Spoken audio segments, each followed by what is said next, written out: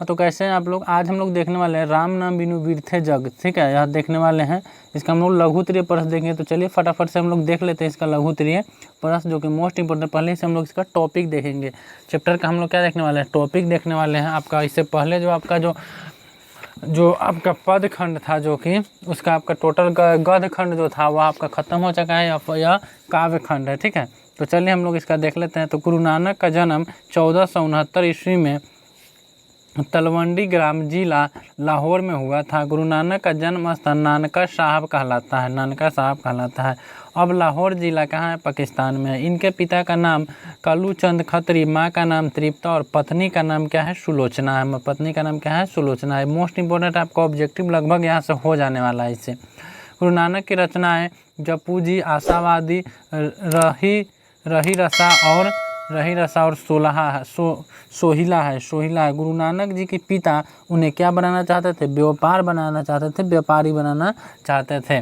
उन्होंने हिंदू मुस्लिम दोनों की समान धार्मिक उपासना पर बल दिया, मतलब दोनों के समान धार्मिक उपासना पर बल दिया है। गुरु नानक ने मक्का मदीना तक की यात्रा की। उन्होंने मक्का मदीना भी गया है गुरु नानक जी के, जो कि मुस्लिम धर्मों के जो मानने वालों के लिए बहुत इंपॉर्टेंट जगह होता है मक्का मदीना। आगे आता है गुरु नानक के पिताजी के साथ गुरु नानक ने पंजाबी के साथ साथ हिंदी में भी कविता लिखी। पंजाबी के साथ साथ किस में लिखी है? हिंदी में भी कविता लिखी है। गुरु नानक की भेंट मुगल सम्राट बाबर से भी हुआ। बाबर से भी भेंट उनका मतलब वहाँ पे वो गए हुए थे, ठीक है। गुरु नानक ने सिख धर्म का प्रवर्तन किया। सिख धर्म का प्रवर्तन गुरु नानक ही किए हैं। उन्होंने हिंदी में ब्रजभाषा और खारी बोली दोनों की मेल है। उनकी जो कवि है वह हिंदी में ब्रजभाषा और खारी दोनों की मेल है। इनके भक्ति और विनय के पद बहुत मार्मिक है। इनके भक्ति और विनय के पद क्या है? बहुत ही मार्मिक है। अगला आता है इनके दोहे में जीवन की अनुभव उसी प्रकार होती है जैसे कबीर की रचना में, लेकिन उन्होंने उनके जैसा इन्होंने उल्टवासी शैली नहीं अपनाई। उन्होंने क्या कबीरदास की उल्टी बानी सुने होइएगा, तो यह उल्टी बानी नहीं अपनाया है, ठीक है। लेकिन इनके भी कविताओं में बहुत घुमाव पेच होता है। इनके रचनाओं का संग्रह सिखों के 5वें गुरु अर्जुन देव सन 1604 ईस्वी में किया, जो कि गुरु ग्रंथ साहिब के नाम से प्रसिद्ध है। गुरु ग्रंथ साहिब के नाम से प्रसिद्ध। किसने किया था इनको रचनाओं का संग्रह? एक मिनट, कहाँ गया? देखिए, हाँ, इनके रचनाओं का संग्रह सिखों के पांचवें गुरु अर्जुन देव सन 1604 ईस्वी में किया, जो गुरु ग्रंथ साहिब के नाम से प्रसिद्ध है। सिख संप्रदाय के कुल 10वें गुरु हैं। 10 गुरु थे सिख संप्रदाय के, जिनमें पहले गुरु नानक और 10वें गुरु गोविंद सिंह है। 10 गुरु के बाद गुरु ग्रंथ साहब को ही गुरु माना जाता है। 10वें गुरु के बाद गुरु क्या है? ग्रंथ साहब को ही गुरु माना जाता है। चलिए अब इसका हम लोग लघुत्तरीय प्रश्न अब देख लेते हैं यहाँ से, जो कि मोस्ट इंपोर्टेंट है। आपको उससे ऑब्जेक्टिव समझिए कि 90% आपका ऑब्जेक्टिव उससे हो जाने वाला है, ठीक है। 90% आपका ऑब्जेक्टिव उससे हो जाएगा।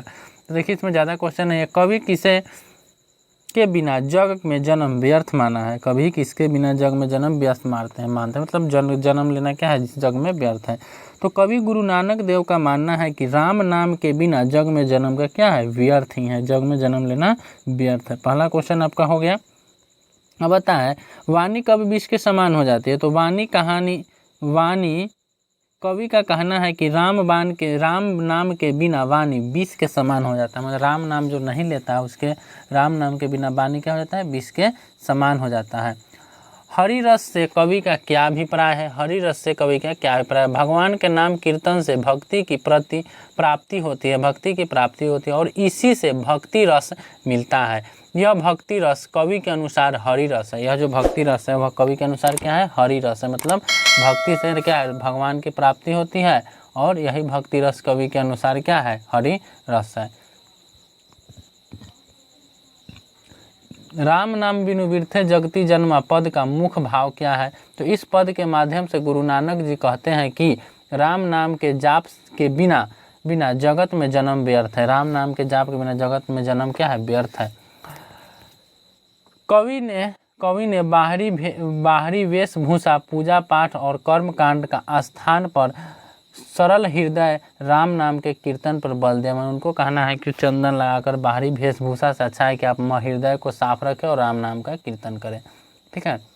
क्वेश्चन है, मुक्ति के लिए किसे अनिवार्य माना है? मुक्ति के लिए किसे अनिवार्य माना है? तो मुक्ति के लिए कवि ने ईश्वर भजन में लीन होने को अनिवार्य माना है। लीन होने का क्या अनिवार्य माना है? कवि कहते हैं कि व्यक्ति जब माया से मुक्ति पाने के लिए संसार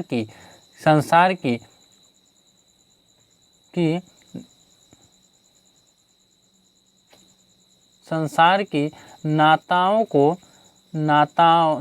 को मानता हुआ अपने आप को ईश्वर भजन में लीन कर देता है, तब वह ईश्वर से समाहित हो जाता है, ईश्वर में समाहित हो जाता है और उसे मुक्ति मिल जाती है। मतलब कवि का कहना है कि संसार के सभी मोह माया के मानते हुए वह अपने आप को ईश्वर भजन में क्या कर देता है, लीन कर देता है, तो वह ईश्वर मुक्ति उसको मिल जाती है।